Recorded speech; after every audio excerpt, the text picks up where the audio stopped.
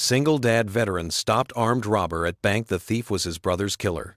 But when the mask came off, the hero froze because the man he just saved everyone from was the same one who took his brother's life. And what happened next would tear open a secret.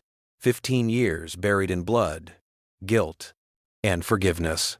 Before we get into the story, comment below where in the world you are watching from today. The autumn wind rustled through the maple trees lining Maplewood's main street as Jack Reynolds pulled his weathered pickup truck into the mechanic shop's parking lot. The familiar scent of motor oil and rubber greeted him as he stepped out, tugging his worn leather jacket closer against the morning chill.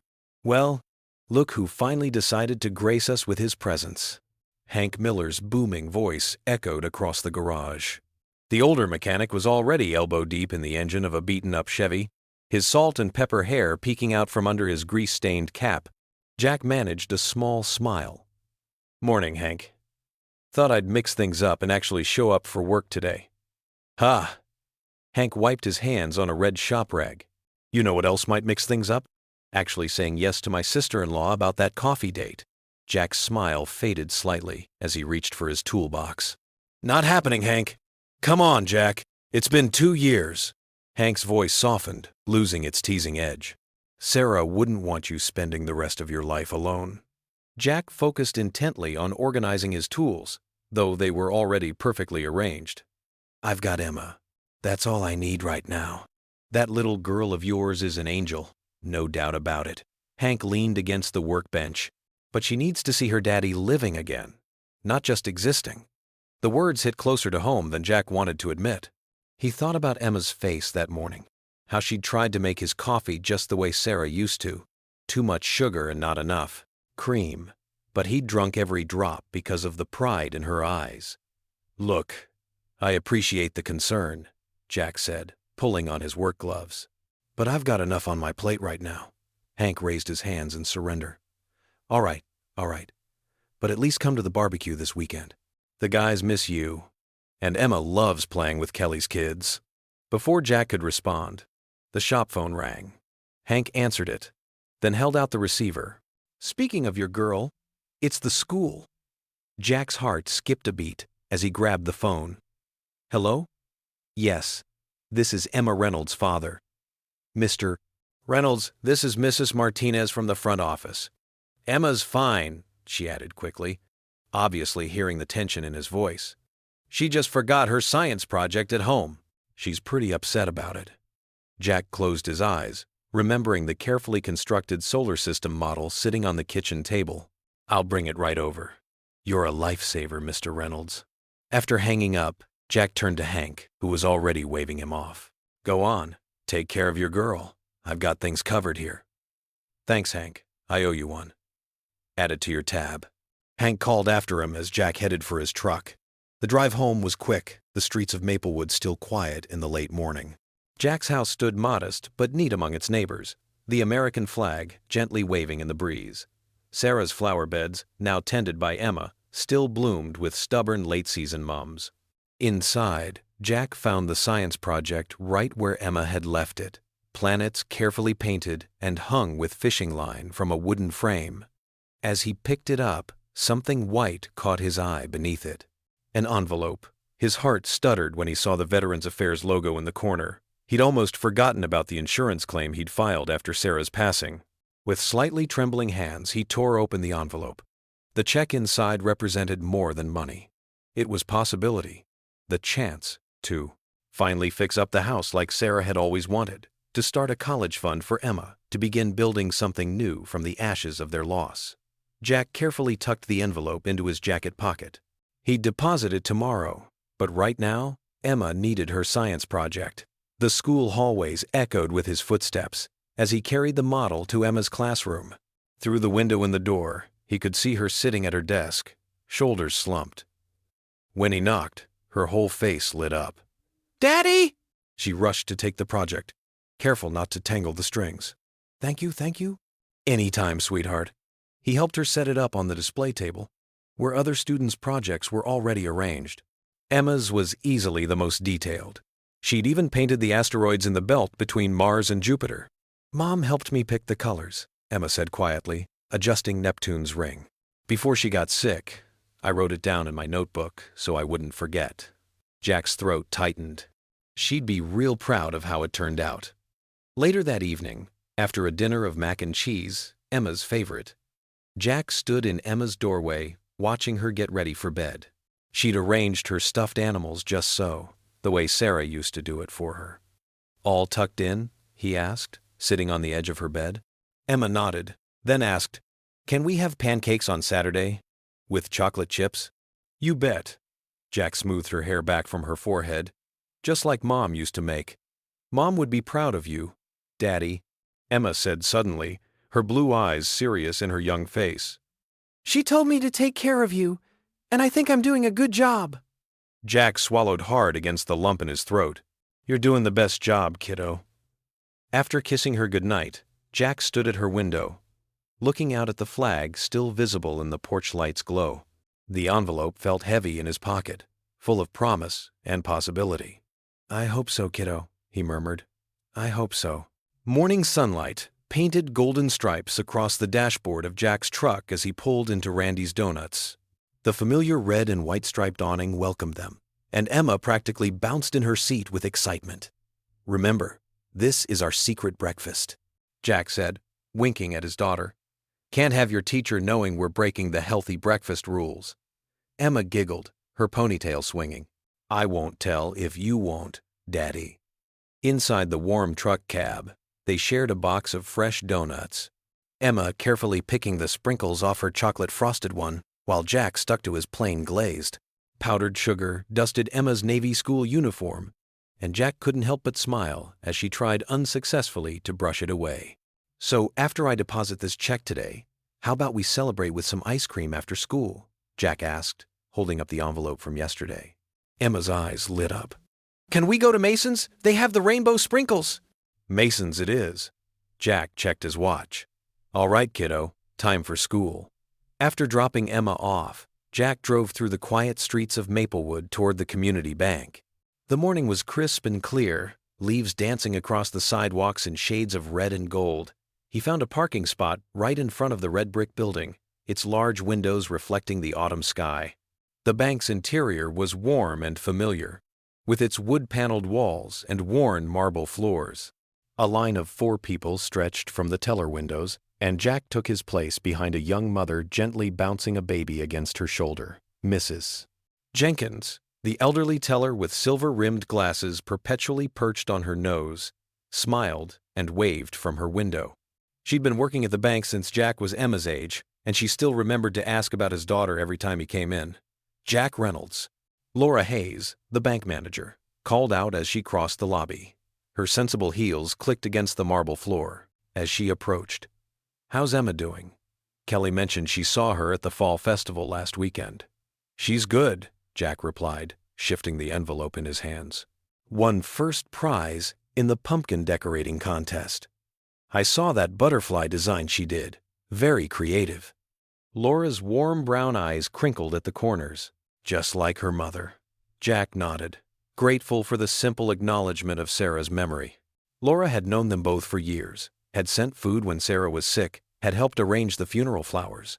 Speaking of creative, Laura continued, "We're looking for volunteers for the Halloween carnival at the community center. Emma mentioned she might want to help with face painting. She's been practicing on her stuffed animals," Jack said with a small laugh. "I'll check her schedule and let you know."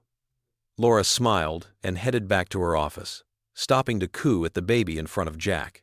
The line moved forward slowly, the morning quiet broken only by the soft murmur of conversations and the whir of counting machines. Jack was just 2 people away from the counter when the crash came. The glass doors slammed open with such force that the security guard barely had time to reach for his radio before a masked man burst in, brandishing a pistol. "Everybody down! Now!" The shout echoed off the marble, sharp and violent in the peaceful morning air. Jack's combat training kicked in instantly. His perception narrowed. Time seemed to slow. He noted details with crystal clarity. Black mask, dark jacket, gloved hands. The way the gunman's right shoulder was tensed, finger already on the trigger. People screamed. The young mother in front of Jack froze. her baby starting to wail.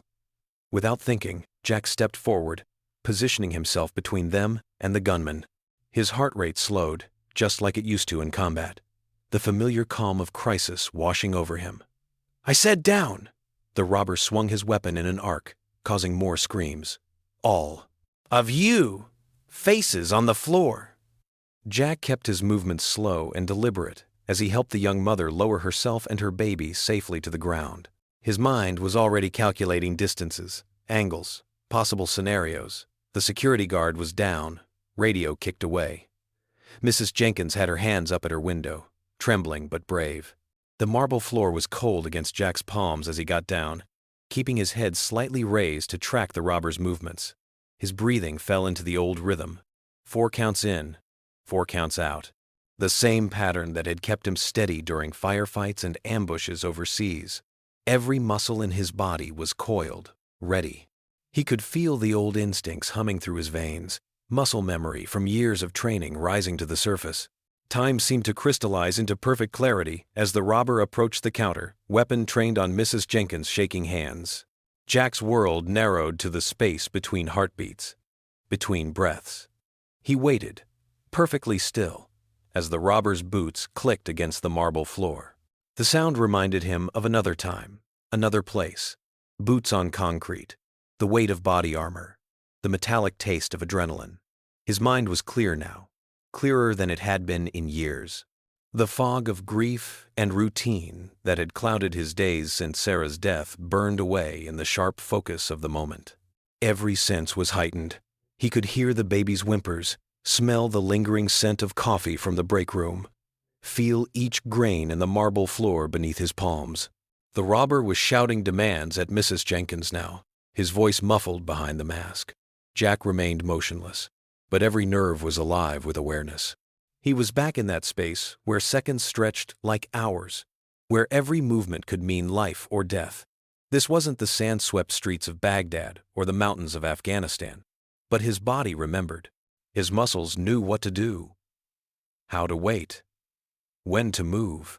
The training that had kept him and his men alive through countless missions whispered through his blood like an old friend returning. The young mother next to him was trembling, whispering soothing words to her baby. Jack kept his body angled, maintaining his position as a shield between them and the threat.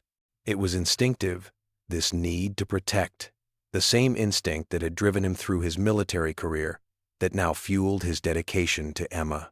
His breathing remained steady. 4 counts in, 4 counts out. The robber's attention was fixed on the tellers, his back partially turned. Jack's mind calculated and recalculated, measuring distance, analyzing angles, watching for the moment when opportunity and necessity would meet. The bank lobby echoed with muffled sobs and harsh, ragged breathing as everyone lay face down on the cold marble floor. The polished stone felt like ice against Jack's cheek, but he kept his body perfectly still while his mind raced at lightning speed.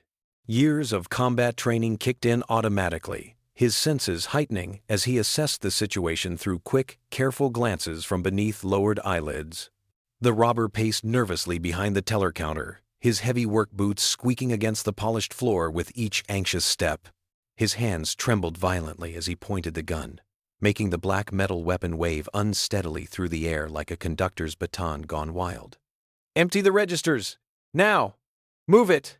His voice cracked with raw panic, the words tumbling out too fast and too high-pitched, betraying his complete inexperience with this kind of desperate act. Mrs. Jenkins worked as quickly as her arthritis-stiffened hands would allow, stuffing crumpled bills into a faded canvas bag with shaking fingers.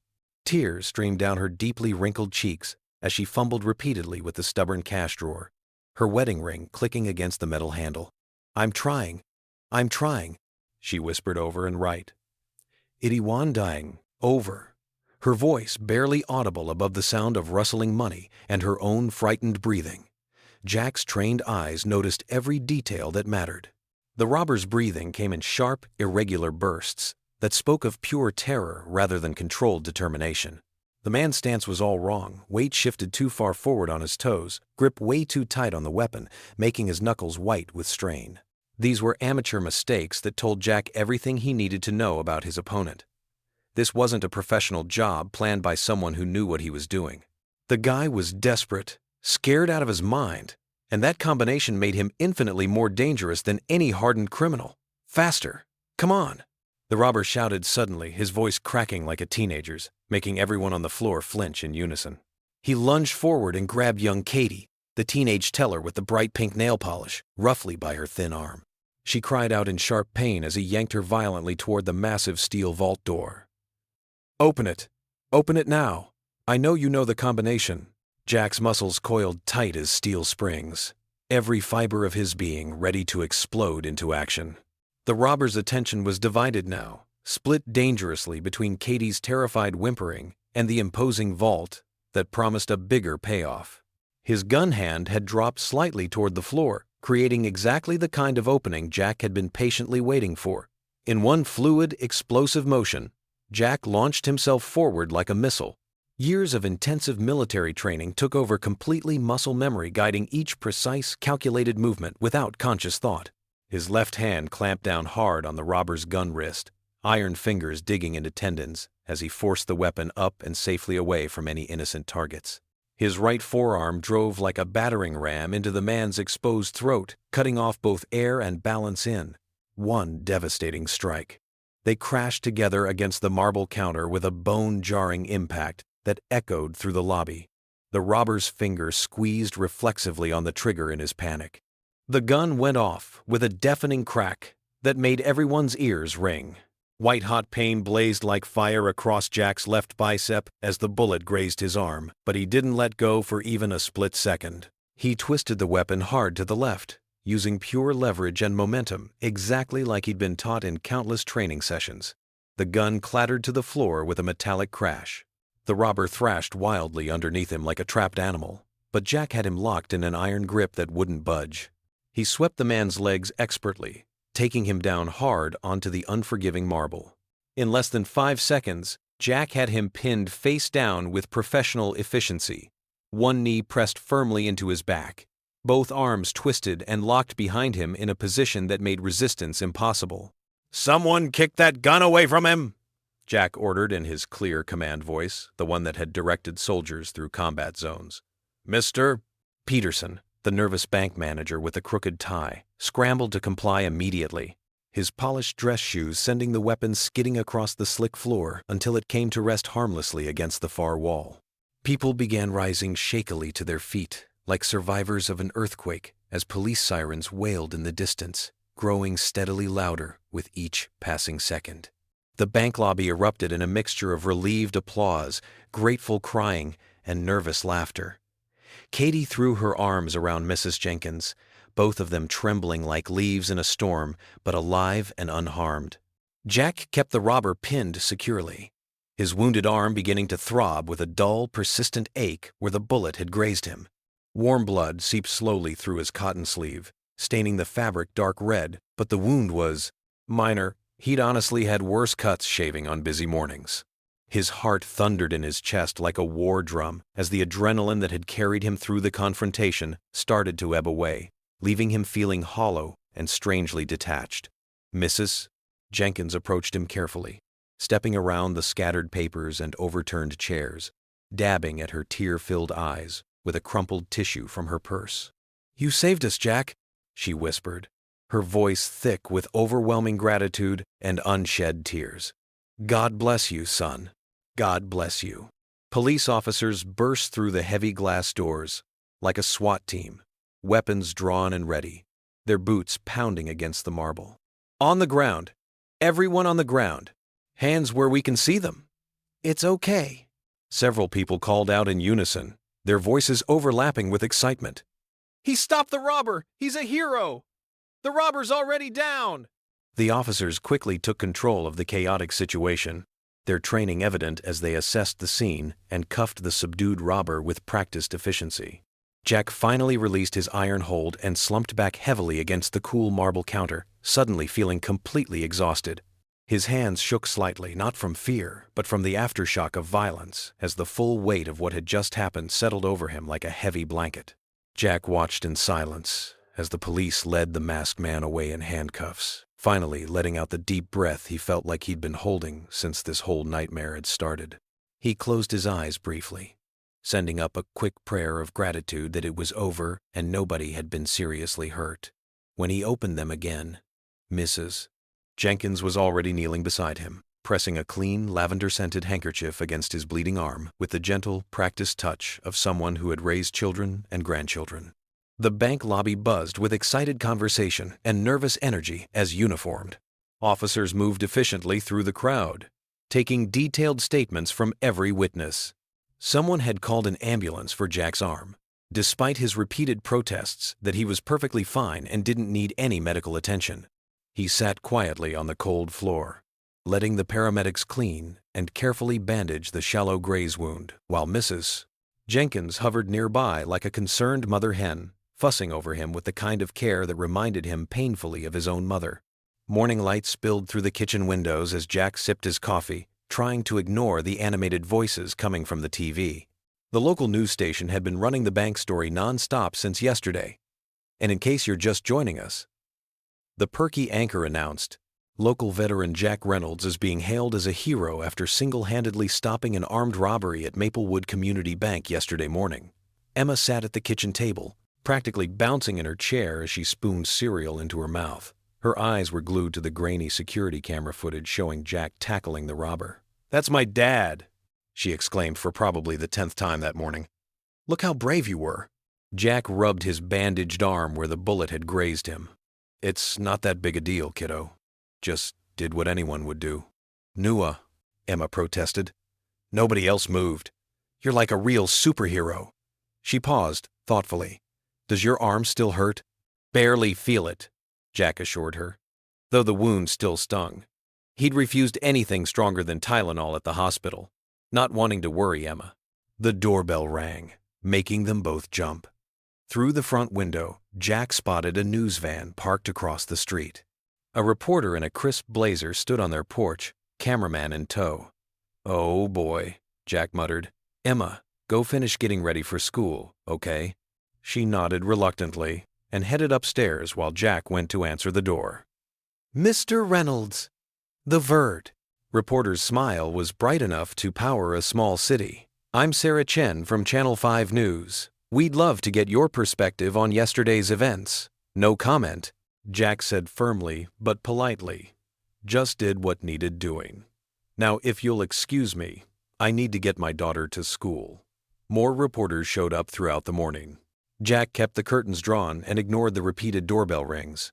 Around 10, a familiar police cruiser pulled into the driveway, and Jack felt relief wash over him as he recognized Sheriff Tom Davis's weathered face through the window. "Tom." Jack greeted him at the door. "Come on in. Coffee?" "Wouldn't say no." The sheriff followed Jack to the kitchen, his boots clicking against the hardwood floors. He settled into a chair at the table while Jack poured him a mug. "Quite a circus out there," Tom remarked, nodding toward the window where another news van was slowly cruising past. Jack handed him the coffee and sat down across from him. "Yeah, well, small town. Guess they're desperate for excitement." "You did good yesterday, Jack." "Real good." The sheriff took a slow sip. "Could have gone real bad if you hadn't acted. Just training kicking in." Jack shrugged. "How's the guy doing?" "The robber?" "Marcus Tate," Tom said, setting down his mug. "He's cooling his heels in county lockup. Navy vet, apparently. Fell on hard times." Something about the name sent an ice-cold finger down Jack's spine. Marcus Tate. Why did it sound familiar? "You okay there?" Tom asked, noticing Jack's expression. "You went a little pale." Jack forced a smile. "Yeah, just tired. Still processing everything, I guess." They chatted a while longer about the case details and paperwork. After Tom left, Jack tried to shake off the nagging feeling about the robber's name, but it clung to him like a shadow. That evening, after Emma finished her homework and went upstairs to get ready for bed, Jack stood at the kitchen sink washing dishes. Steam rose from the hot water as he scrubbed, but his mind was elsewhere. Marcus Tate. The name kept echoing in his thoughts, like a half-remembered nightmare. Finally, he dried his hands and went to his home office. The old laptop hummed to life, and Jack typed Marcus Tate into the search bar.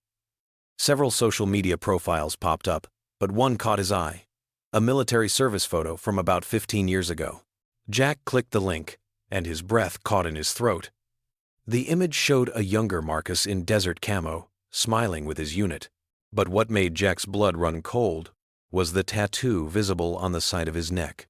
A black falcon with wings spread in flight, his hands trembling slightly. Jack opened his filing cabinet and pulled out a worn folder marked Tommy. Inside was the military report he'd memorized word for word over the years.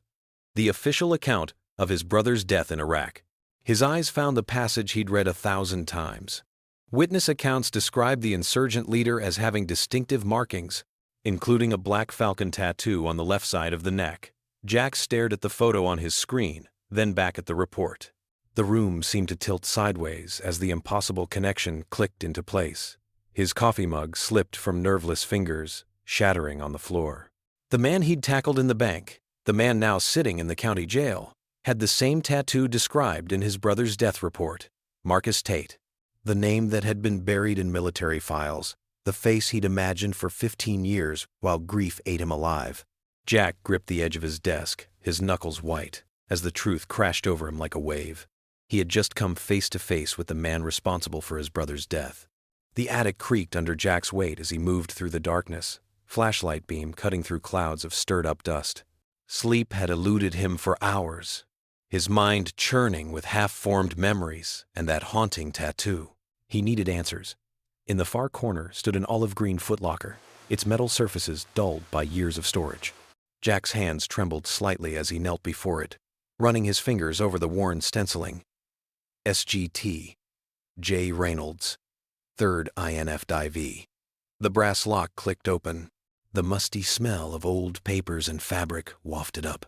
Jack pushed aside his old uniforms, medals, and gear until he found what he was looking for. A weathered manila folder marked Operation Falcon Wing in faded black ink. His throat tightened as he opened it. Photos spilled onto the attic floor.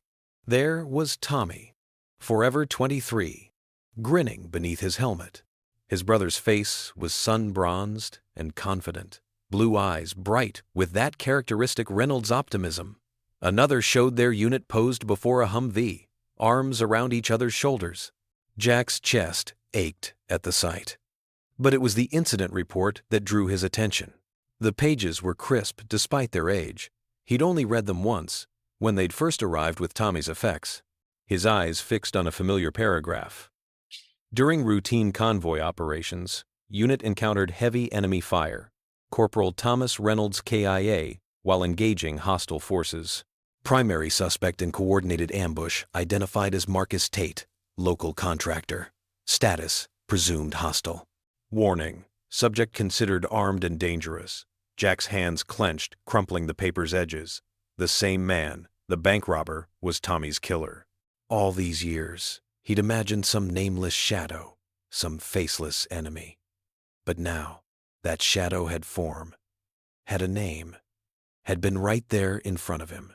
He grabbed his keys and jacket, barely registering the pre-dawn darkness as he drove to the police station. The squad room was quiet, lit only by fluorescent overheads and computer screens. Sheriff Davis looked up from his desk, surprise crossing his weathered features. "Jack, it's not even 5 a.m. What's wrong?" "I need to see him." Jack's voice was tight. Marcus Tate. Now, the sheriff's expression shifted from confusion to concern.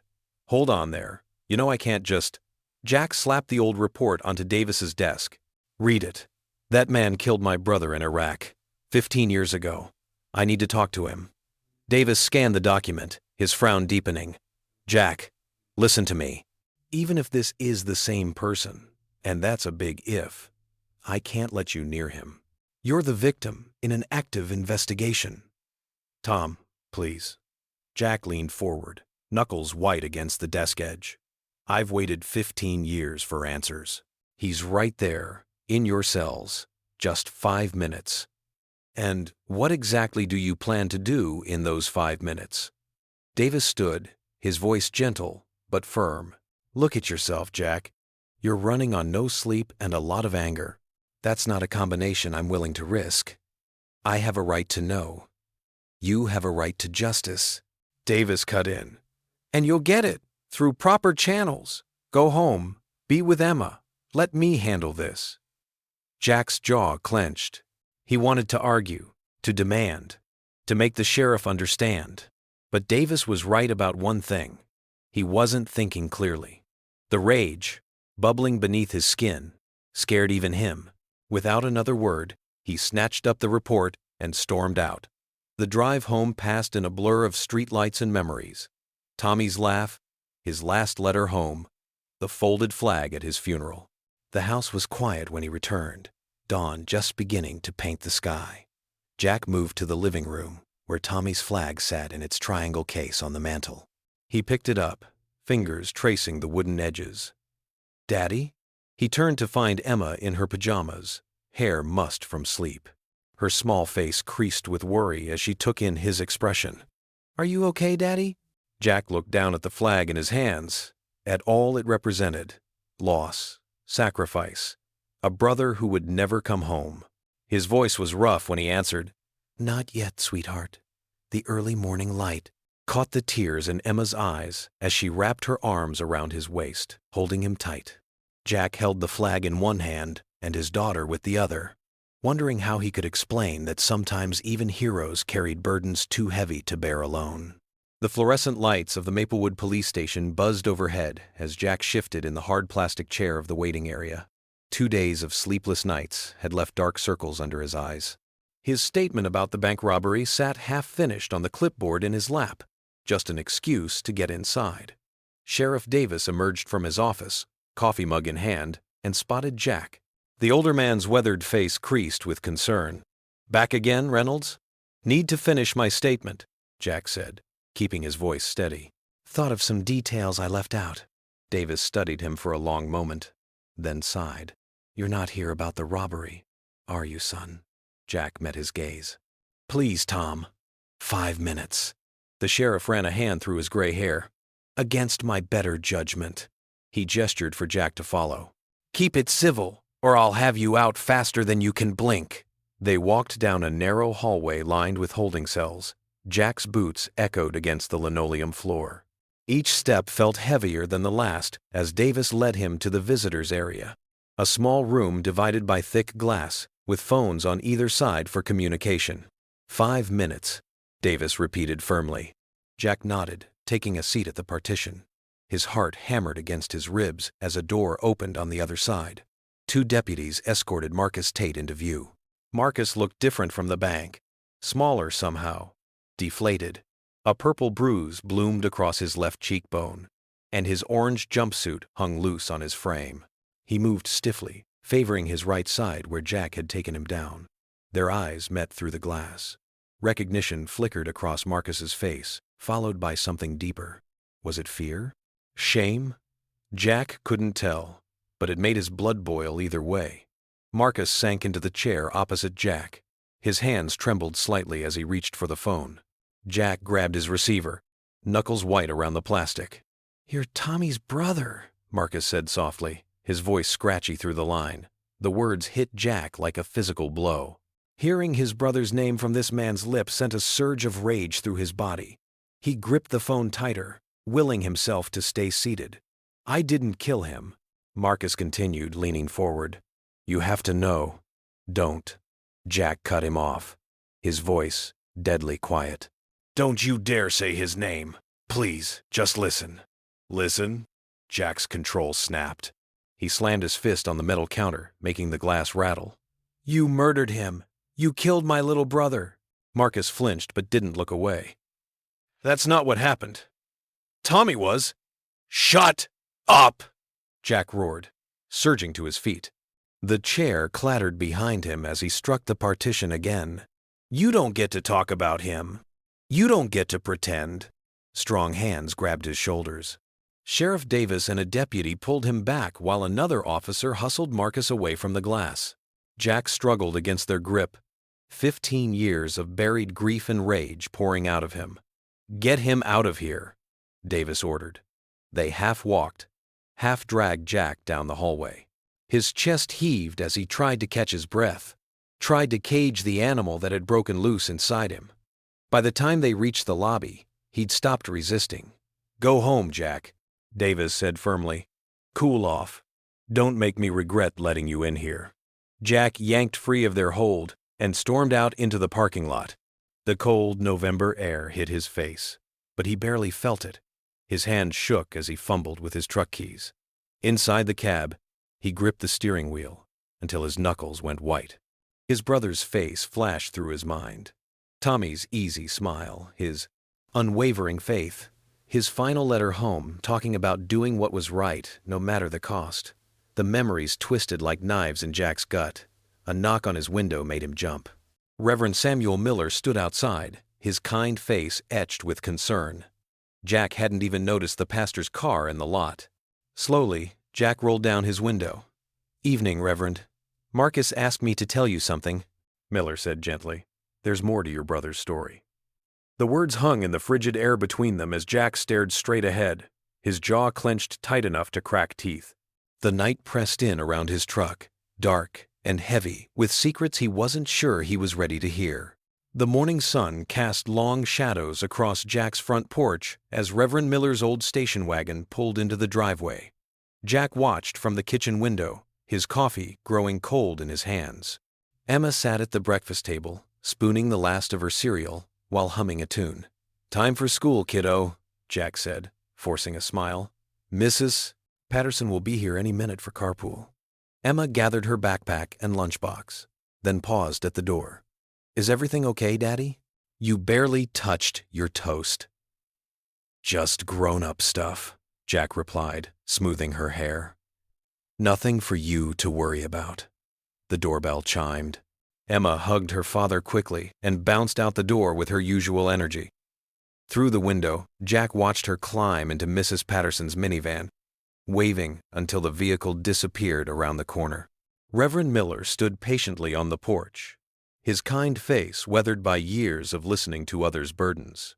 Jack opened the door, noting the manila envelope tucked under the pastor's arm. "Coffee?" Jack offered, more out of habit than hospitality. "That would be nice, thank you." Miller followed him into the kitchen, settling into a chair at the worn oak table where Emma had sat moments before. Jack busied himself with the coffee pot, his back turned to his visitor. "If you're here about Marcus Tate—" "I am," Miller said quietly, "and I think you need to hear what I have to say." Jack set a steaming mug in front of the Reverend and sat down heavily across from him. "With all due respect, sir, I read the military report. I know what happened to my brother." Miller took a careful sip of coffee. "Reports don't always tell the whole story, Jack. Marcus spent 3 hours talking to me yesterday." "What he shared." The pastor paused, choosing his words carefully. "It's not what you think." "Then what is it? Then what is it?" Jack's voice came out harsher than intended. "Tommy didn't die fighting Marcus," Miller said softly. "He died saving him and his entire squad." Jack's hand tightened around his mug. "That's impossible." The report clearly stated that Marcus's unit was presumed hostile. Yes, Miller nodded. But that's because communication was down. They were pinned down by enemy fire, half their squad wounded. Tommy's unit was ordered to protect the convoy, to keep moving. But your brother, the pastor's eyes grew distant. Your brother saw them in trouble and made a choice. "What choice?" Jack whispered. "He broke formation, led his team to provide covering fire so Marcus's squad could retreat. He personally carried 2 wounded men to safety." Miller's voice grew thick. The last thing Marcus saw was Tommy providing suppressing fire so the others could escape. When the dust settled, Jack pushed back from the table, pacing the kitchen. No, that's not. Tommy wouldn't disobey orders. He was by the book. Always. Except when it came to saving lives, Miller said gently. Marcus said Tommy told him something just before that final push. He said, "Sometimes doing right means breaking rules." Jack froze. The words hit him like a physical blow. They were exactly the kind of thing Tommy would say, had said many times before. "Marcus has carried this weight for 15 years, Miller continued. The guilt of God, surviving when Tommy didn't. of watching another man die to save him. The pastor reached for the manila envelope. He asked me to give you something. From the envelope, Miller withdrew a scratched and tarnished dog tag. The metal caught the morning light as he placed it on the table between them. Jack's hands trembled as he picked it up. The engraving was worn but still legible. Reynolds, Thomas J. Catholic Opaz. Marcus has kept it all this time, Miller explained. Said he couldn't bear to send it back, knowing how much your family blamed him, but he also couldn't let it go. It was his reminder of the price of his second chance. Jack sank back into his chair, turning the dog tag over and over in his palm. He recognized the small nick in the corner. Tommy had caught it on a fence during training and joked about it being his lucky scratch. "If you didn't kill my brother," Jack's voice cracked, "then who did?" Miller reached across the table and placed his hand on Jack's shoulder. "There first. War killed your brother, Jack. The same war that's still killing Marcus inside. The same war you're fighting in your heart every day." Jack stared at the dog tag long after Miller left, the metal warm in his palm. The morning light shifted across the kitchen floor, and somewhere in the distance, a church bell tolled. Each chime seemed to echo Tommy's last words. Sometimes doing right means breaking rules. The dream came like a sandstorm, sudden and fierce. Jack found himself back in Iraq, the heat pressing against his skin like a heavy blanket. Though he hadn't been there that day, his mind painted the scene from countless readings of the mission report and Tommy's last letters. The desert sun blazed overhead, harsh and unforgiving. Dust kicked up from military vehicles as Tommy's unit moved through the narrow streets of a small village. Jack could see his younger brother clearly now, 23 years old, rifle held steady, eyes alert beneath his helmet. The other soldiers followed close behind, their boots crunching on loose gravel. "Keep it tight," Tommy called out, his voice echoing in Jack's dream memory. "Stay alert." The village seemed deserted, windows shuttered, doors closed. Only the wind spoke, whistling between empty buildings. Through the haze of the dream, Jack watched as Tommy signaled his men forward. They moved like shadows through the dusty street. Then came the crack of gunfire. "Contact left!" someone shouted. The air erupted with bullets and screams. The scene shifted, fragments clicking together like broken glass. Marcus's unit was pinned down in a nearby alley, taking heavy fire. Jack saw Marcus clearly now, younger, uniform covered in dust, blood seeping from a wound in his leg. 2 of his men were already down. Tommy's radio crackled. "Hold position, do not engage, return to base immediately." But Tommy was already moving. Jack wanted to cry out, to stop him, knowing what came next. But this was a memory set in stone, unchangeable as the desert itself. "Cover me," Tommy shouted to his team. He sprinted across the open street, bullets kicking up dirt around his feet. He reached Marcus's position, grabbed him by his vest. "I've got you, brother. Stay with me." The firefight intensified. Tommy's men provided covering fire as he half-carried, half-dragged Marcus toward safety. Other wounded soldiers stumbled behind them, supported by their comrades. Tommy's face was determined, focused only on getting everyone out. They were almost clear when the RPG streaked through the air. The explosion filled Jack's dream with white light and thunder. He saw Tommy's last moment, not facing an enemy, but shielding Marcus from the blast. The scene fractured, spinning away into darkness. Jack jolted awake, sheets tangled around him, heart hammering against his ribs. Moonlight filtered through his bedroom window. The clock read 3:47 a.m. He was saving him, Jack whispered into the darkness. His voice cracked. Tommy was saving. The realization sat heavy in his chest. For 15 years, he'd carried an image of his brother dying in combat against an enemy. But the truth was different. Tommy had died as he lived, putting others first, refusing to leave anyone behind. Jack swung his legs over the side of the bed, knowing sleep wouldn't return. He padded downstairs, careful not to wake Emma. In the kitchen drawer, he found Tommy's dog tag that Reverend Miller had given him. The metal felt cool against his palm as he stepped out onto the front porch. The night was giving way to pre-dawn gray. Jack settled into the old wooden rocker, turning the dog tag over and over in his hands. The engraved letters caught what little light there was. Reynolds, Thomas J. The edges were worn smooth, as if someone had held it often, maybe seeking forgiveness. Marcus had carried this piece of Tommy for 15 years. Not as a trophy, but as a reminder, a burden of gratitude he could never repay. The sky lightened gradually, stars fading as pink and orange crept along the horizon. Jack watched the sunrise paint the world in gentle colors, so different from the harsh desert light in his dream. Birds began their morning songs in the maple trees lining his street. When the sun finally cleared the horizon, Jack went inside and picked up his phone. He found Sheriff Davis's number and pressed call, watching the morning light stream through his kitchen window. The sheriff answered on the third ring, voice rough with sleep. "Jack, everything okay? Tom, I need to see Marcus again." Jack's voice was steady now. "Certain. There are things we need to talk about." "This? About Tommy?" The sheriff's tone softened with understanding. "Yes." Jack ran his thumb over the dog tag one more time. "I think I'm finally ready to hear the whole story." Jack stood in the county jail's visiting area, his boots heavy on the concrete floor. The fluorescent lights buzzed overhead like angry insects, casting harsh shadows across the metal tables bolted to the ground. The air smelled of disinfectant and desperation.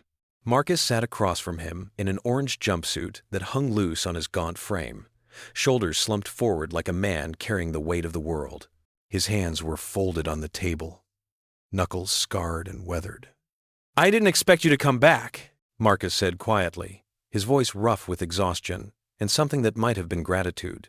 Jack pulled out the metal chair, its legs scraping against the floor with a sound that echoed off the concrete walls. The noise seemed to pierce the heavy silence that hung between them.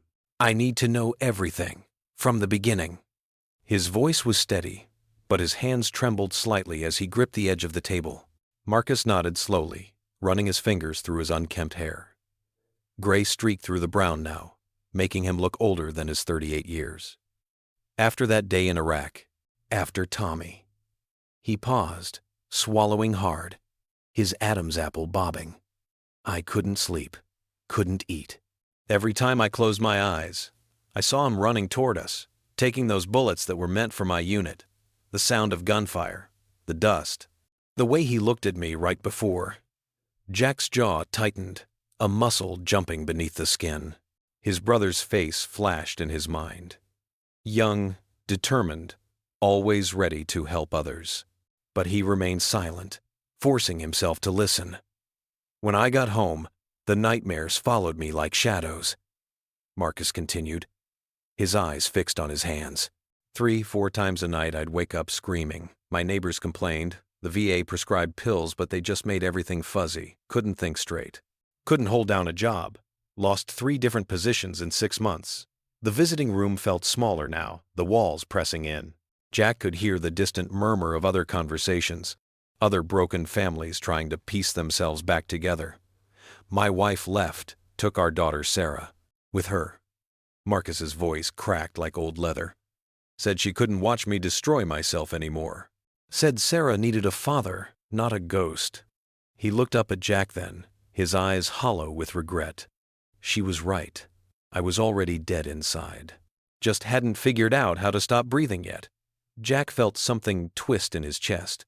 The pain in Marcus's voice was too real, too familiar. He'd felt that same hollow emptiness after losing his wife, that sense of being adrift in a world that had moved on without him. Then last year, Sarah got diagnosed with leukemia. The words fell like stones into still water. 10 years old, same as your Emma. Bright kid. Loves to read, just like her old man used to.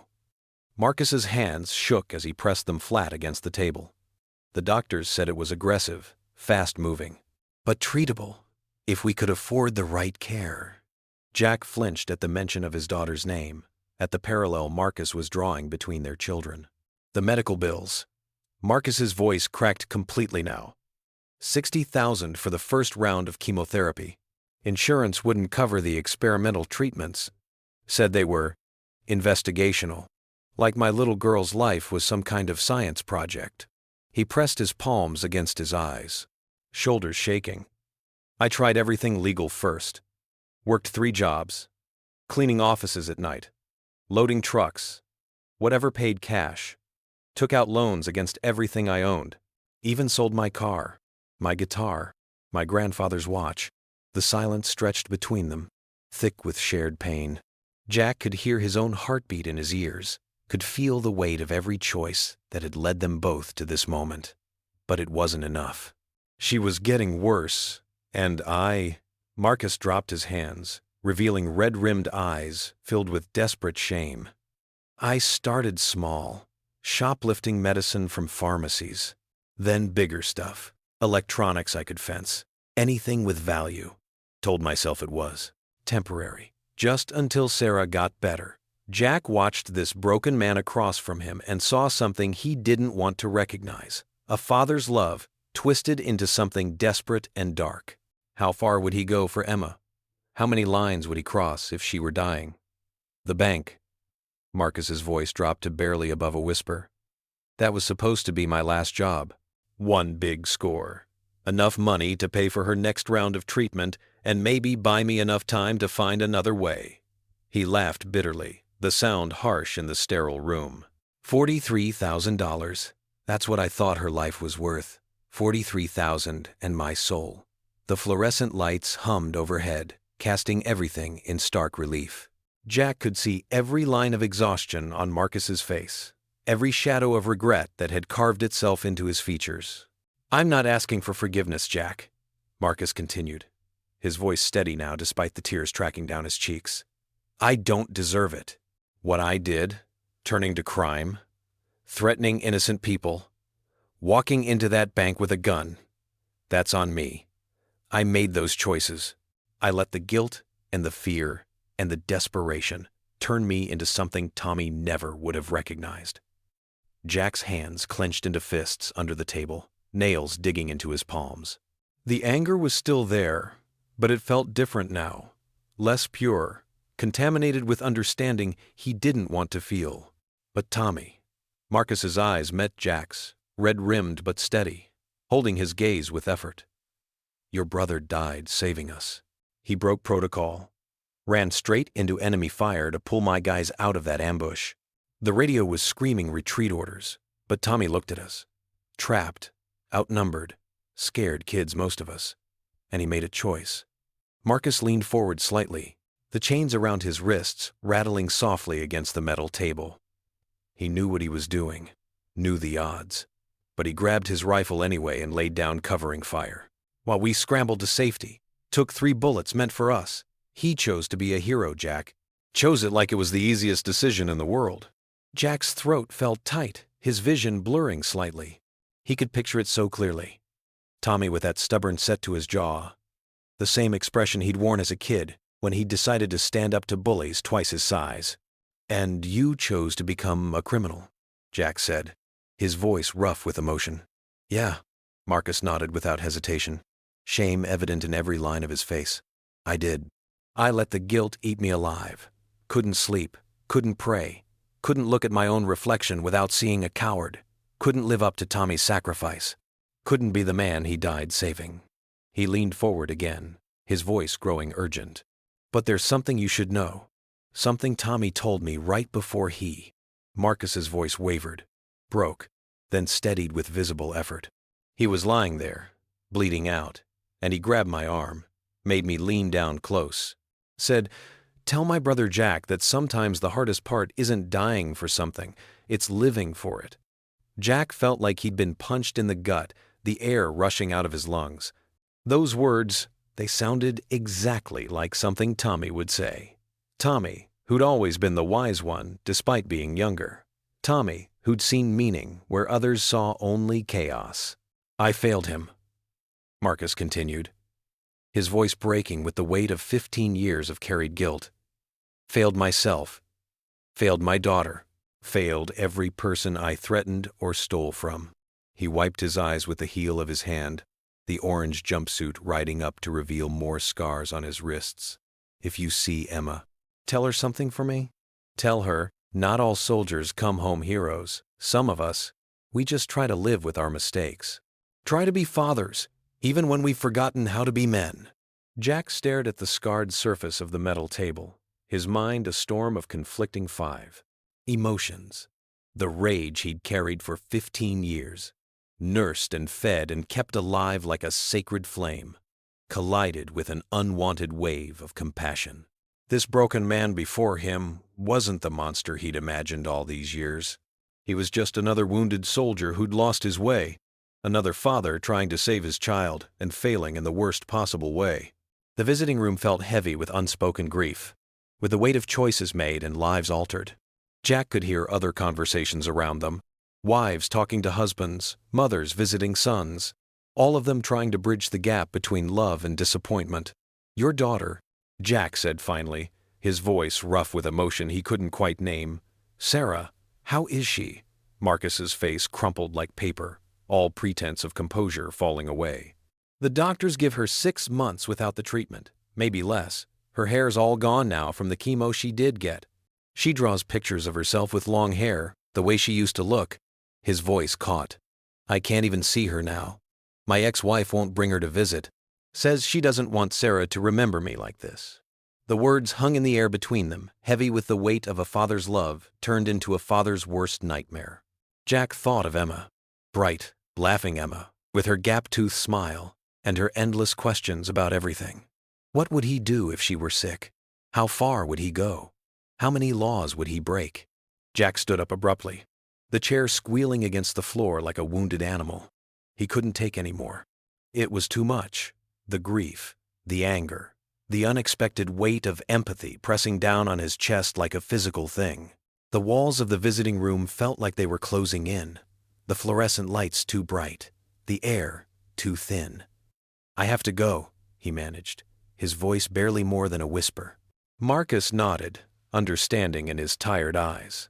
There was no anger there, no resentment at being abandoned again, just acceptance. "Thank you for listening, Jack.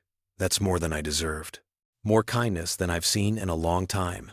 Jack walked out of the visiting area, each step feeling heavier than the last. His boots echoed in the corridor, the sound bouncing off concrete walls painted institutional green. The guard buzzed him through security, the electronic lock disengaging with a harsh click that seemed to echo in his chest. He moved through the process mechanically, retrieving his wallet, his keys, his watch, all the small pieces of the outside world that they'd held for him. When he emerged into the late afternoon sun, the brightness hit him like a physical blow. The world outside seemed too vivid, too alive after the sterile confines of the jail. Cars moved along the street. People walked by with shopping bags and coffee cups, all of them living their normal lives, while his own world had been turned upside down once again. Reverend Miller stood waiting in the parking lot, 2 paper cups of coffee in his hands. The older man's kind eyes took in Jack's troubled expression, reading the storm of emotions written across his face like words on a page. Without speaking, he held out one of the cups. "Forgiveness is harder than war, isn't it?" the pastor said quietly, his voice gentle but carrying the weight of his own experiences. Jack took the offered coffee, its warmth failing to reach the cold knot that had formed in his chest. The liquid was bitter, but he barely tasted it. He stared at the prison's brick walls, thinking of the broken man inside, thinking of 2 little girls. Emma with her bright smile, and Sarah with her crayon drawings of the hair she'd lost. 2 children caught in the wake of their father's choices, their lives shaped by the echoes of a battlefield half a world away, and the impossible weight of love turned desperate. The evening sun painted long shadows across Jack's living room as he sat with Reverend Miller on the worn, leather couch. Steam rose from their coffee mugs, and the pastor's gentle voice filled the quiet space. "Marcus has been asking about Emma," Miller said, warming his hands around his mug. He mentioned his own daughter is about her age. Jack shifted uncomfortably. "I don't want Emma mixed up in all this. She's already part of it, Jack. She's your daughter, and this is affecting you deeply." From the hallway, Emma's small figure lingered just out of sight, her sock-covered feet silent on the hardwood floor as she listened, her favorite stuffed rabbit clutched to her chest. "I just can't understand it, Miller," Jack said, running a hand through his graying hair. How do I tell her that the man I stopped at the bank is connected to her uncle's death? That he was there when Tommy... His voice trailed off. Maybe you don't have to explain everything, Miller suggested.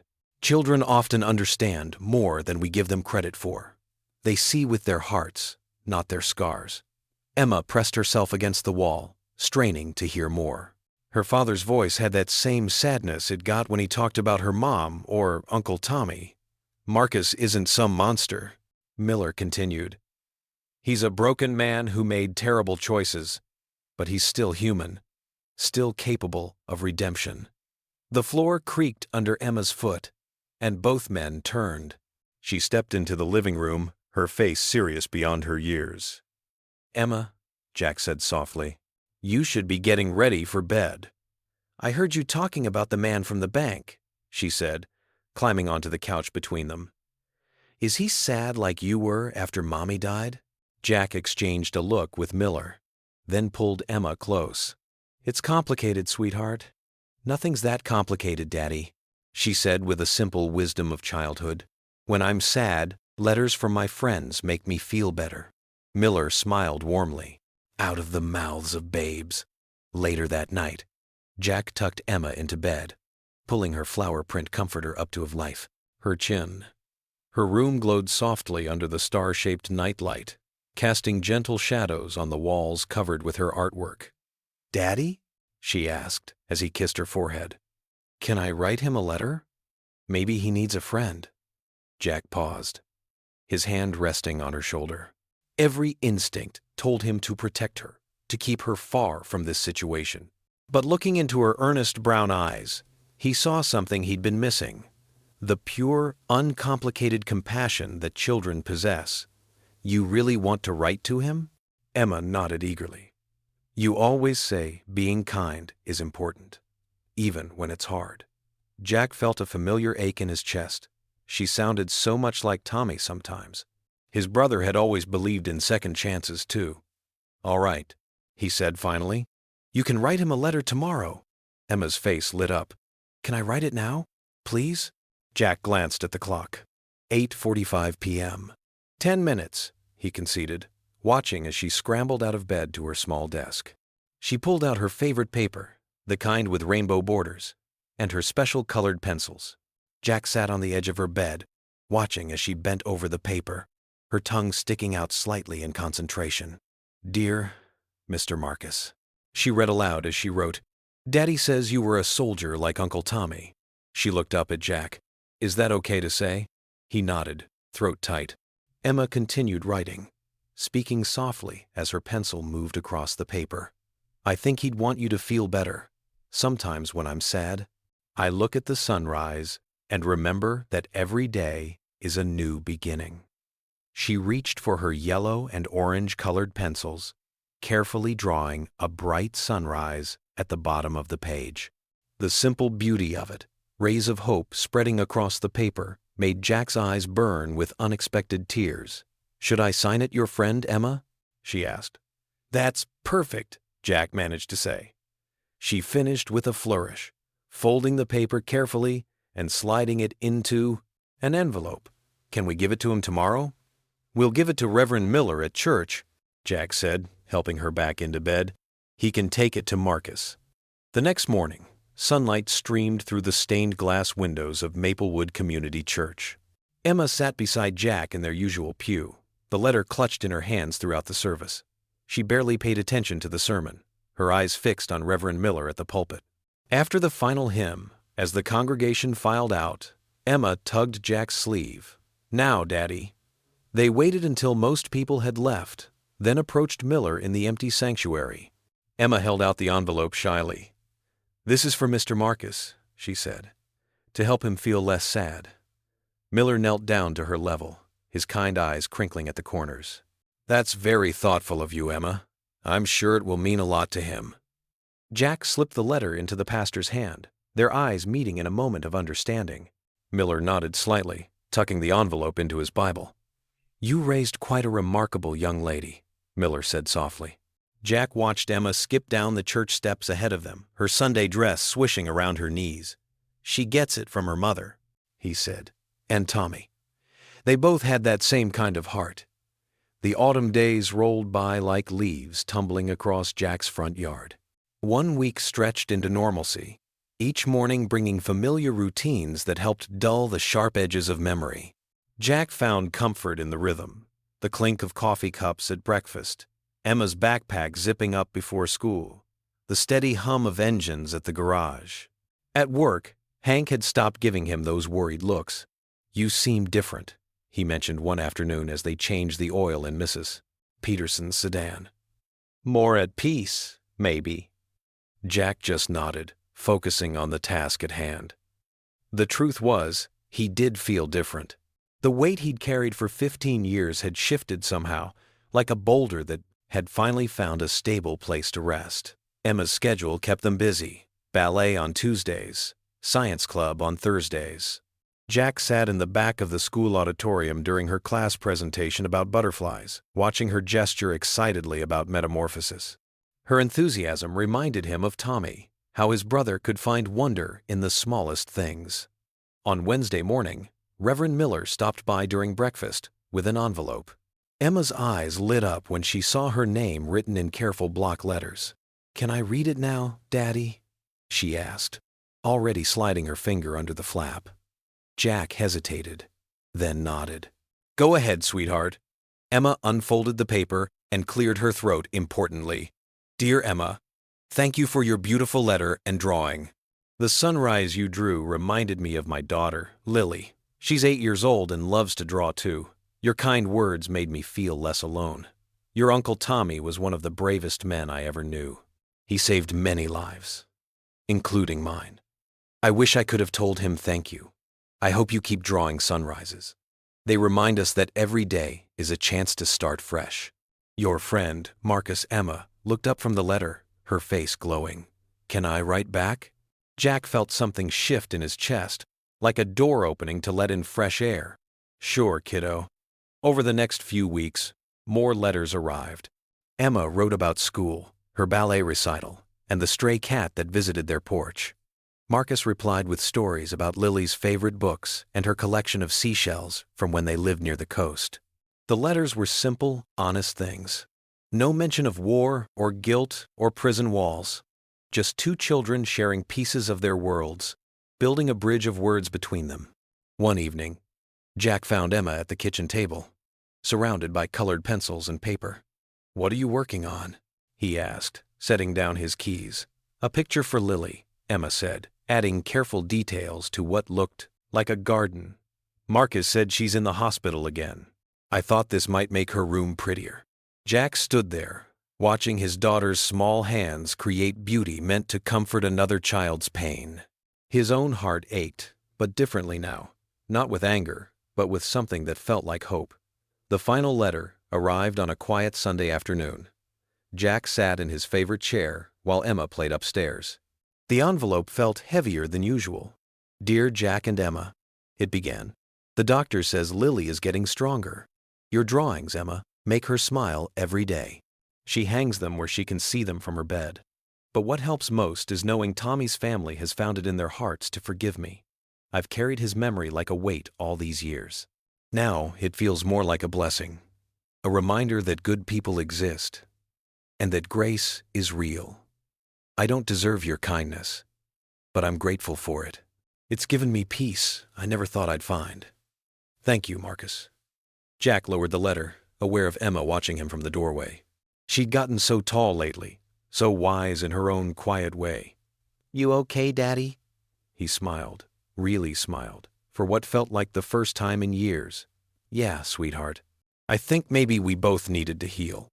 Emma crossed the room and curled up in his lap, just like when she was smaller.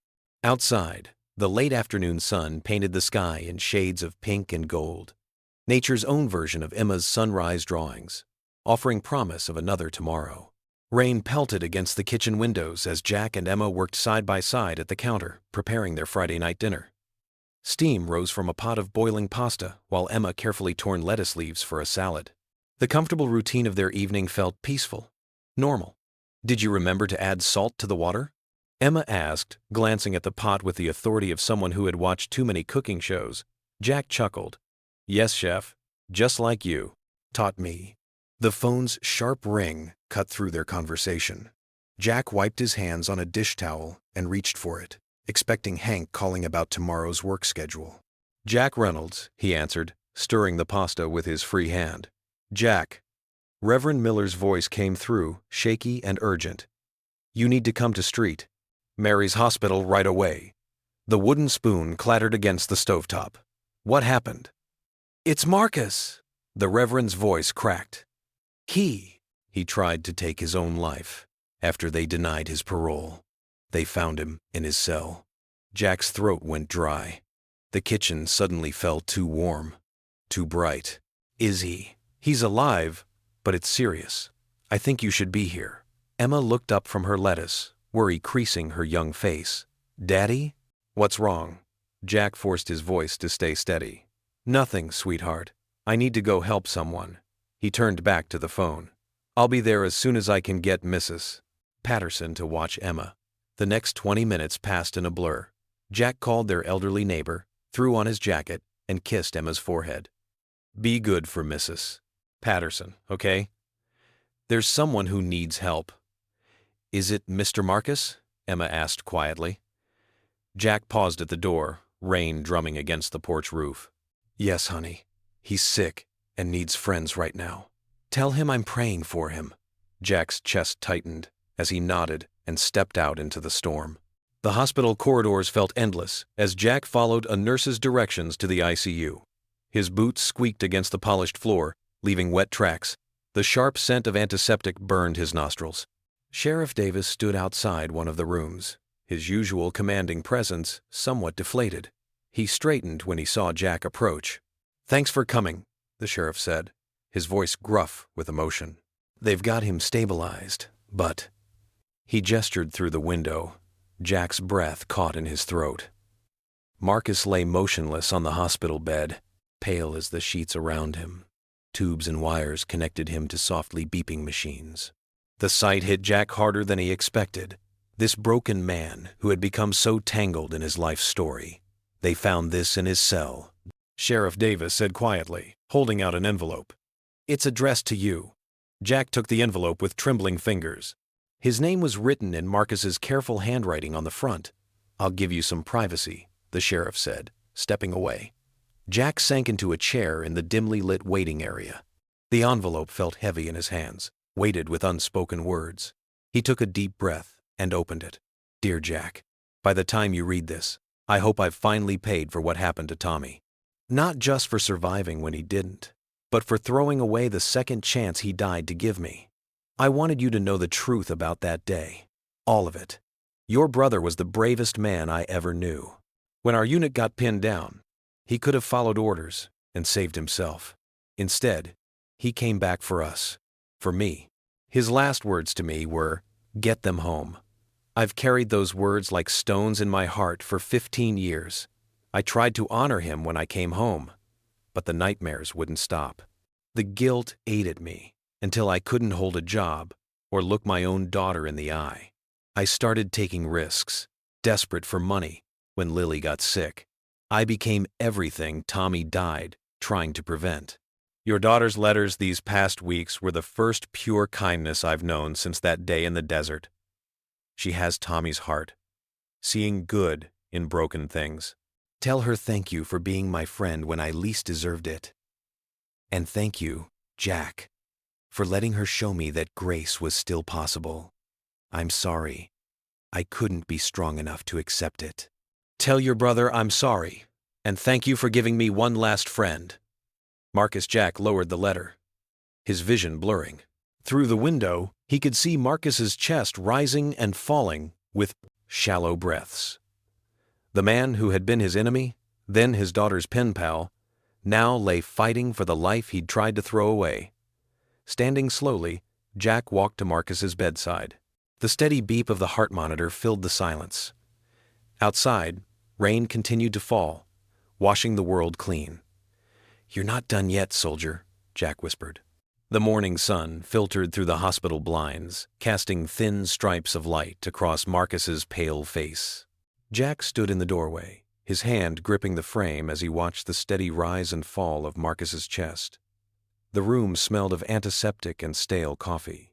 A half-empty cup sat on the bedside table next to a vase of wilting flowers, probably from Reverend Miller. Marcus's eyes fluttered open, squinting against the light. When he noticed Jack, his shoulders tensed, then sagged with what looked like resignation. The bandages around his wrists were stark white against his skin. "Didn't expect to see you here," Marcus said, his voice hoarse. Jack pulled up a plastic chair and sat down. The legs scraped against the linoleum floor. "Didn't expect to be here," he admitted, "but here we are." Silence stretched between them, broken only by the steady beep of the heart monitor. Jack studied Marcus's face, the dark circles under his eyes, the stubble on his jaw, the way his fingers kept fidgeting with the hospital blanket. "Why'd you do it?" Jack finally asked. The question came out softer than he'd intended. Marcus turned his head toward the window, blinking rapidly. Couldn't take it anymore. The guilt, the shame. His voice cracked. "My little girl. Your daughter?" Jack leaned forward. "The one Emma's been writing to? And one Mene. My con. In the cum. And one Mene one. With one Mene one. Emma's been writing to. My little girl. And one Mene one. And one Mene one. Emma's been writing to." Marcus nodded, tears now flowing freely down his cheeks. "Lily. She's 8. Has leukemia." He drew a shaky breath. "Lost custody when I couldn't afford the treatments. That's why He gestured vaguely with his bandaged hand. "The bank, everything." The truth hit Jack like a physical spy blow. He thought of Emma, of how far he'd go to save her if she were sick. The anger he'd been holding on to for so long began to crack and splinter. "Why didn't you tell me before?" Jack's voice was rough with emotion. "Ashamed, I guess." Marcus wiped his face with the back of his hand. "Bad enough I let your brother die. Then I become a criminal, lose my own kid." A sob caught in his throat. "Some soldier I turned out to be." Jack reached out hesitantly, then firmly gripped Marcus's shoulder. "Tommy didn't die because of you. He died doing what he believed, in saving his fellow soldier." Marcus's whole body shook as he broke down. "I don't deserve anyone's forgiveness, especially not yours." "Maybe that's not for you to decide." Jack pulled his chair closer. "Where's Lily now?" "Foster home in Cincinnati." Marcus's words came between hitching breaths. "Haven't seen her in months. Can't even afford her medicine anymore." Jack felt something shift inside him, like pieces of a puzzle finally clicking into place. The man before him wasn't a murderer or a hardened criminal. He was a desperate father trying to save his child. "I'm going to find her," Jack said firmly. "Make sure she's okay." Marcus's head snapped up, eyes wide with disbelief. "What? Why would you?" "Because it's what Tommy would have done." Jack's voice was steady now, certain. He took Marcus's hand, careful of the bandages. "And because it's what I'm going to do." The touch seemed to break something in Marcus. He doubled over, shoulders heaving with sobs that seemed to come from the depths of his soul. Jack held on, letting the man cry out years of pain and guilt. "I'm so sorry," Marcus kept repeating. "So sorry for everything." "I know," Jack said quietly. "I know you are." They sat there as the morning light grew stronger, two broken soldiers finding a kind of peace neither had expected. When Marcus finally calmed, he looked at Jack with red-rimmed eyes. "Thank you," he whispered, "for not letting me die with all this still inside me." Jack squeezed his hand once more before standing. "You focus on getting better. I'll find Lily." As he walked to the door, Marcus called out weakly, "Why?" "After everything." Jack paused in the doorway, thinking of Tommy, of Emma, of all the weight they'd both been carrying. Because sometimes saving someone else is how we save ourselves. He left the hospital, stepping into the bright morning sunlight. The air felt clearer somehow, as if a storm had passed. In his pocket, he could feel Tommy's dog tags, the ones Marcus had carried all these years. He had a new mission now, not one of vengeance or justice, but of healing and redemption. The winter morning stretched cold and gray, as Jack's truck headed east on I-70 toward Columbus. His hands gripped the steering wheel tighter than necessary, his thoughts drifting to the address scribbled on a piece of paper on the passenger seat. The foster home where Marcus's daughter lived was in a suburban neighborhood just outside the city. Fresh snow dusted the roadside, and holiday decorations still clung to lampposts even though Christmas had passed. Jack's stomach churned with nervous energy. He'd faced down armed enemies in combat, but somehow this felt more daunting. Meeting an 8-year-old girl who'd been separated from her father because of circumstances beyond anyone's control. The GPS guided him through quiet residential streets until he pulled up in front of a modest 2-story house with blue shutters. A wooden swing set stood in the side yard, its seats lightly coated with snow. Jack sat in his idling truck for a moment, gathering his thoughts. He'd called ahead, of course, spoken with Mrs. Peterson, Lily's foster mother, to explain the situation and arrange the visit. Taking a deep breath, Jack grabbed Emma's carefully rolled-up drawing from the center console and stepped out into the cold. His boots crunched on the salted walkway as he approached the front door. Before he could knock, it opened to reveal a kind-faced woman in her 50s. "Mr. Reynolds?" She smiled warmly. "I'm Patricia Peterson. Please, come in out of the cold." The house was warm and smelled of fresh-baked cookies. Family photos lined the walls, showing various children who'd passed through this home over the years. Mrs. Peterson led him to a cozy living room where a small girl sat on the couch, her thin frame almost swallowed by an oversized sweater. Lily Tate had her father's eyes, deep brown and thoughtful. Her dark hair was pulled back in neat braids, and her face was pale but beautiful in that fragile way that made Jack's heart ache. A children's book lay open on her lap, but she wasn't reading it. "Lily, Mrs. Peterson said gently, "This is Mr. Reynolds. He'd like to talk with you for a little while." Jack moved slowly, careful not to startle her, and sat in an armchair nearby. "Hi, Lily," he said softly. "You can call me Jack if you'd like." She studied him carefully, her fingers fidgeting with the corner of her book. "You know my dad?" Her voice was barely above a whisper. Jack nodded, keeping his expression gentle. "I do. We were both in the army, though at different times. I've been visiting him recently." Lily's eyes widened slightly, hope flickering across her features. Is he okay?" The question trembled in the air between them. "He is," Jack assured her quickly. "He's getting better every day. The doctors are taking good care of him, and he has friends watching out for him too." Mrs. Peterson quietly excused herself to the kitchen, giving them privacy while staying within earshot, a foster parent's careful balance. "He misses you very much," Jack continued. "He talks about you all the time." He reached for the rolled-up paper he'd brought. "Actually, my daughter Emma made something. She thought you might like it." Lily accepted the drawing carefully, unrolling it with delicate fingers. Emma's artwork showed a brilliant sunrise over mountains, done in bright yellows and oranges. Below it, she'd written in her best handwriting, "Hope is like the sun. It rises every morning." A small smile tugged at Lily's lips, the first one Jack had seen. "It's pretty," she said softly. "How old is Emma?" "She's 10, Jack replied. "She'd love to meet you sometime, if that's okay with you and Mrs. Peterson." Lily traced the drawing's sun with one finger. "Does Emma know my dad, too?" "She's never met him in person, but they write letters to each other sometimes. She thinks he's very brave." Jack leaned forward slightly. "And you know what? So do I." Lily's eyes met his, searching for truth. "Really? Even though he's in trouble?" Jack chose his words carefully. "Sometimes good people make mistakes when they're trying to help the ones they love. Your dad, he was trying to take care of you the only way he thought he could. It wasn't right, but his heart was in the right place." To his surprise, Lily nodded with understanding beyond her years. "I told him not to worry about the hospital bills." "I said I was okay." Her voice caught slightly, but he wouldn't listen. Jack felt his throat tighten. That's what parents do. They never stop trying to help their kids, even when it's hard. He paused, then added, "Would you like me to take a message back to him?" Lily's face brightened. Could you tell him I'm doing better?" "The doctors say my numbers are good this month." She hesitated, then added in a rush, And tell him I love him, even if he can't come home yet? I'll tell him, Jack promised, his voice rough with emotion.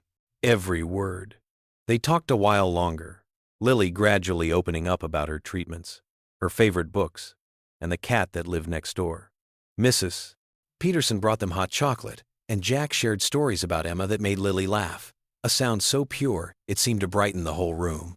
When it was time to leave, Lily surprised him with a gentle hug. "Thank you for coming," she whispered. "Will you visit again?" "If you'd like me to," Jack replied, touched by her trust. She nodded against his shoulder before pulling away. "Next time, maybe Emma can come too?" "I think she'd like that very much." The drive home was peaceful, snow falling in lazy spirals that danced in his headlights. Jack's heart felt lighter than it had in weeks. Somewhere along these snow-covered roads, his mission of vengeance had transformed into something else entirely. A chance to heal not just himself, but others too. As the familiar outskirts of Maplewood came into view, Jack whispered into the quiet of his truck cab. One promise kept. Tommy. The county courthouse loomed before Jack, its red brick walls catching the morning light. Emma stood beside him in her Sunday best, a blue dress that made her look older than her 10 years. Her small hand squeezed his larger one as they climbed the wide stone steps. "Are you nervous, Daddy?" she whispered. Jack managed a tight smile. "A little, sweetheart, but sometimes being nervous just means you care about doing the right thing." Inside, the courthouse bustled with morning activity. Their footsteps echoed on the polished marble floors as they made their way to courtroom C. Reverend Miller waited outside, his weathered face brightening at their approach. "Good morning, Reynolds family," he said warmly, placing a gentle hand on Emma's shoulder. "Ready for today?" Jack nodded, adjusting his tie. He'd pressed his best suit the night before, wanting to look respectable for his testimony. The weight of what he was about to do settled heavily on his shoulders. They filed into the courtroom, taking seats in the gallery behind the defense table. The room smelled of wood polish and aged leather, its high ceiling making even whispers seem loud. Jack noticed several veterans from the support group had come, sitting quietly in scattered rows. When the bailiff brought Marcus in, Jack barely recognized him. Gone was the desperate man from the bank, replaced by someone who looked both humbled and hopeful. Marcus wore a borrowed suit that hung slightly loose on his frame, his hands steady as they rested on the table before him. "All rise!" the bailiff called out. The Honorable Judge Patricia Whitman presiding. Judge Whitman, a stern-faced woman with silver hair, settled into her chair and reviewed the papers before her. "We're here today for the compassionate release hearing of Marcus Tate," she announced, her voice carrying clearly through the hushed courtroom. "I understand there are several character witnesses present?" Marcus's court-appointed attorney stood. "Yes, Your Honor. Our first witness is Jack Reynolds." Jack squeezed Emma's hand one last time before rising. He walked to the witness stand, feeling the weight of every eye in the courtroom. After being sworn in, he sat, wiping his palms on his pants. "Mr. Reynolds," the attorney began, "could you please tell the court about your relationship with the defendant?" Jack cleared his throat, his voice steady as he spoke. "Marcus Tate served with my younger brother, Corporal Tommy Reynolds, in Iraq. For years, I thought Marcus was responsible for Tommy's death during an ambush. I was wrong." He continued, describing the truth he'd learned, how Tommy had died saving Marcus's unit, how Marcus had carried that guilt for 15 years. As he spoke, he watched Marcus bow his head, shoulders trembling slightly. "And why are you here today, supporting his release?" the attorney asked. Jack leaned forward slightly. "Because I've learned that healing is more powerful than hatred. Marcus made mistakes, serious ones, but he did them out of desperation to save his daughter. My brother Tommy died protecting his fellow soldiers. He believed in sacrifice and second chances. Supporting Marcus's rehabilitation isn't just about forgiveness. It's about honoring Tommy's memory. The prosecutors knew it. Cross-examination was brief, focusing mainly on the bank robbery.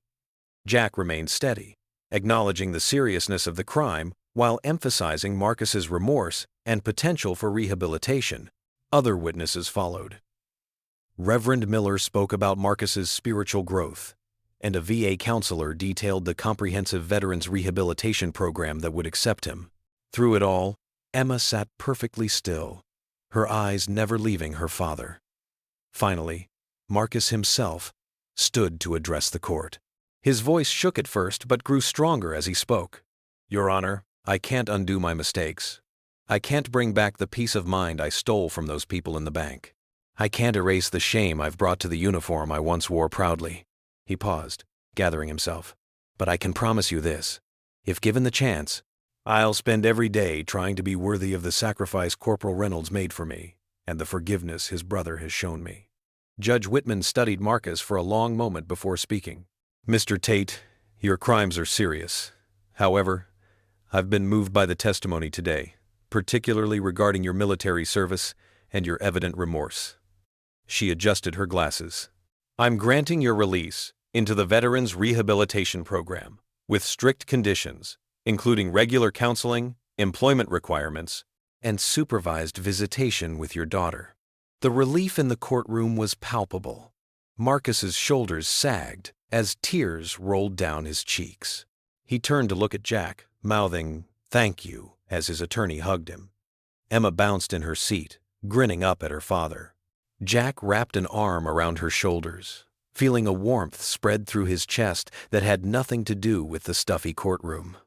As people began filing out, Marcus made his way to Jack and Emma. He knelt down to Emma's level, his eyes bright with tears. "Thank you for those letters," he said softly. "They gave me hope when I needed it most." Emma smiled shyly. "Daddy says hope is like a sunrise. It comes back every day if you look for it." Marcus stood, extending his hand to Jack. Instead of shaking it, Jack pulled him into a brief, fierce hug. No words were needed. Outside the courthouse, winter sunshine broke through the clouds, warming their faces. Emma skipped ahead down the steps, while Jack lingered for a moment. He looked up at the bright blue sky, feeling lighter than he had in years. "I think you can rest easy now, brother," he said quietly to the air. A gentle breeze ruffled his hair, and somewhere in the distance, church bells began to ring. The late afternoon sun painted long shadows across the Maplewood Veterans Memorial lawn. American flags rippled in the autumn breeze, their fabric snapping like distant gunfire. Jack Reynolds stood at the edge of the makeshift stage, his heart drumming against his chest as he watched the crowd gather on folding chairs. Marcus Tate waited beside him, dressed in a clean but borrowed suit that hung slightly loose on his thin frame. 3 months in, the Veterans Rehabilitation Program had brought color back to his face, but his eyes still carried the weight of past battles. "You sure about this?" Marcus whispered, tugging at his collar. Jack nodded, spotting Emma in the front row. She wore a yellow dress that reminded him of sunshine breaking through storm clouds. "Some stories need telling," he said quietly. "Some hurts need healing." Reverend Miller stepped up to the podium, his silver hair catching the light. "Today," he began, his voice carrying across the gathered townspeople, "we're here to witness something remarkable. 2 soldiers, once divided by tragedy, united by grace." He gestured to Jack and Marcus. "I give you Sergeant Jack Reynolds." Jack's boots felt heavy as he approached the microphone. Familiar faces looked back at him. Mrs. Jenkins from the bank, Sheriff Davis, his co-workers from the garage. But it was Emma's encouraging smile that steadied his nerves. 15 years ago, Jack began, his voice rough with emotion, "I lost my brother Tommy in Iraq. He died a hero, saving his fellow soldiers. But for years, I carried that loss like a wound that wouldn't heal. I let grief turn to anger. I needed someone to blame." He paused, glancing at Marcus. When Marcus Tate walked into Maplewood Community Bank that day, I thought God was giving me justice. Instead, he was teaching me about mercy. The crowd sat silent, hanging on every word. Even the wind seemed to still. Tommy didn't die fighting Marcus. He died saving him and his unit. My brother gave his life because he believed every soul was worth saving.